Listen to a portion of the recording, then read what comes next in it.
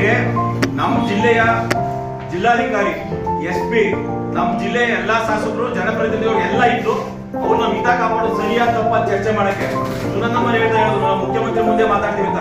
ಮುಖ್ಯಮಂತ್ರಿ ಎಲ್ಲ ಯಾರು ನಮ್ಮ ಜಿಲ್ಲೆ ಒಳಗೆ ಬಂದು ಮಾತಾಡ್ಬೇಕು, ಅವ್ರ ಹತ್ರ ಹೋಗ್ತಾ ರೆಡಿ ಇಲ್ಲ.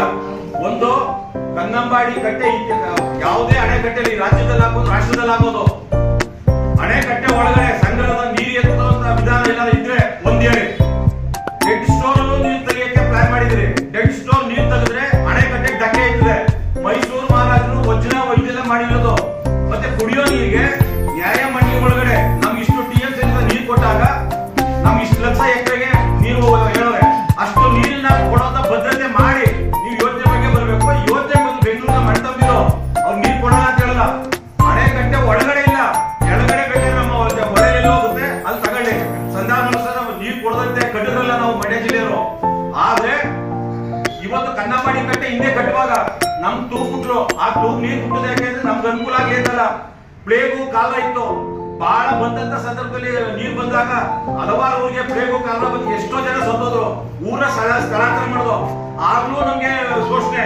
ಈಗಲೂ ಕಾವೇರಿ ನೀರಿನ ವಿಚಾರದಲ್ಲಿ ನ್ಯಾಯಮಂಡಳಿ ಸಂಪೂರ್ಣ ರಾಜ್ಯ ಸರ್ಕಾರ ಕೇಂದ್ರ ಸರ್ಕಾರ ಇದಕ್ಕೆ ಸ್ಪಷ್ಟವಾದಂತ ಮಾಹಿತಿ ಇಲ್ಲದೆ ನಾವು ಹಿತ ಕಾಪಾಡ್ತಿಲ್ಲ. ಆ ಕಾರಣಕ್ಕೆ ಇವತ್ತಿನ ಸಭೆಗೆ ಒಂದು ಮೊಟ್ಟ ಮೊದಲಿಗೆ ಸಾಮೂಹಿಕವಾಗಿ ನಿಮ್ಮನ್ನ ತಿರಸ್ಕಾರ ಮಾಡ್ತಾ ಇದೀವಿ. ಈ ಯೋಜನೆನೇ ಸಂಪೂರ್ಣ ಬಿಡಬೇಕು. ಮತ್ತೆ ಮಾಹಿತಿ ಕೇಳುವಂತದ್ದು, ಒಪ್ಪಿಗೆ ಕೇಳುವಂತದ್ದು ಈ ಯಾವ ಶಾಸ್ತ್ರನೂ ಬೇಕಾಗಿಲ್ಲ. ಕನ್ನಂಬಾಡಿ ಅಣೆಕಟ್ಟೆ ಒಳಗಡೆ ನೀರನ್ನ ಮಾಡ್ತೀವಿ ಅನ್ನೋದನ್ನ ಕನಸು. ಆಮೇಲೆ ಸರ್ಕಾರ ಅಧಿಕಾರ ಸಿಕ್ಕಕ್ಕೆ ಪಾಳೆಗಾರ ಆಗ್ತಾರೆ. ಆ ಪಾಳೆಗಾರ ಹೇಳುವುದು ಮಂಡ್ಯ ಜಿಲ್ಲೆಯ ರೈತರ ಸ್ವಾಭಿಮಾನದಲ್ಲಿ ನೀವು ಧಕ್ಕೆ ತಂದಿದ್ದೀರಿ. ನಮ್ಮ ಪ್ರಾಣ ಹೋದ್ರೆ ನಮ್ಮ ಪ್ರಾಣ ಹೋದ್ರೆ ನಮ್ಮ ತಾತ ನಮ್ಮ ಅಪ್ಪ ನನಗೆ ನೀರು ಕೊಟ್ಟಿದ್ದ ಗದ್ದೆಗೆ 5 ಎಕರೆ ಇತ್ತು, 6 ಎಕರೆ ಇತ್ತು, ನನಗೆ ನೀರು ಕೊಟ್ಟಿದ್ದಾರೆ, ಹೊಲ ಇತ್ತು.